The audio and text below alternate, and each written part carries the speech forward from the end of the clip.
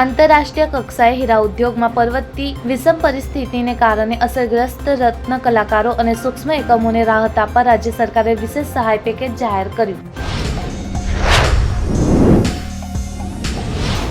રાજ્યપાલ આચાર્ય દેવવ્રતજીએ આજે સ્વચ્છ સાબરમતી મહાઅભિયાનમાં જોડાયા હતા. ગુજરાત વિદ્યાપીઠના વિદ્યાર્થીઓ અને શિક્ષકો સાથે તેમણે અમદાવાદમાં સાબરમતી નદીના પટમાં ઉતરીને સ્વચ્છતા માટે શ્રમદાન કર્યું હતું.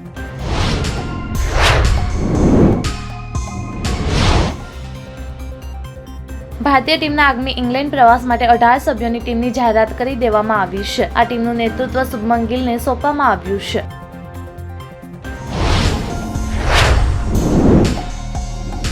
પહલગામ હુમલા બાદ ભારત અને પાકિસ્તાન વચ્ચે તણાવ વધ્યો છે. ભારતે પાકિસ્તાન સાથે જોડાયેલી તમામ સરહદો પર સુરક્ષા વધારી દીધી છે. ત્યારે બનાસકાંઠામાં પાકિસ્તાની સરહદથી ઘૂસણખોરીનો પ્રયાસ કરતા એક શખ્સને બીએસએફે ઠાર માર્યો છે. ઉત્તરાખંડ મદ્રેસા બોર્ડ દ્વારા અભ્યાસક્રમમાં ઓપરેશન સિંધુનો સમાવેશ કરવાનો નિર્ણય બાદ હવે મધ્યપ્રદેશમાં પણ આ માંગ ઉઠી છે. ત્યારે મધ્યપ્રદેશના અન્ય શાળાઓમાં ઓપરેશન સિંદૂર હવે સિલેબસમાં મૂકવામાં આવ્યો છે.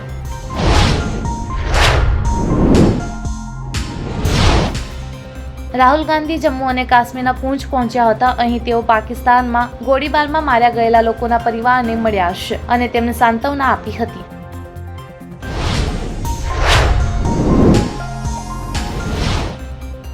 ગુજરાત એટીએસ દ્વારા કચ્છ સરહદેથી એક વ્યક્તિની ધરપકડ કરવામાં આવી છે. એટીએસે સરહદી વિસ્તારમાંથી એક જાસૂસની ધરપકડ કરી છે.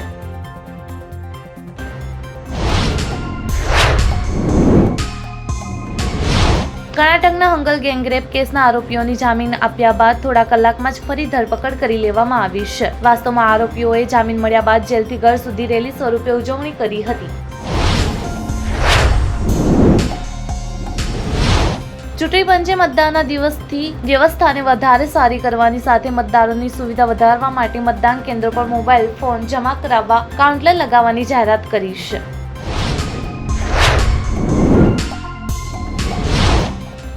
તુષાર કપૂરે વર્ષ 2001માં ફિલ્મ મુझे कुछ कहना है થી બોલિવૂડમાં ડેબ્યુ કર્યું હતું. તેની પહેલી ફિલ્મ સરળતાથી મળી હતી, પરંતુ આગળનો રસ્તો એટલો સરળ ન હતો.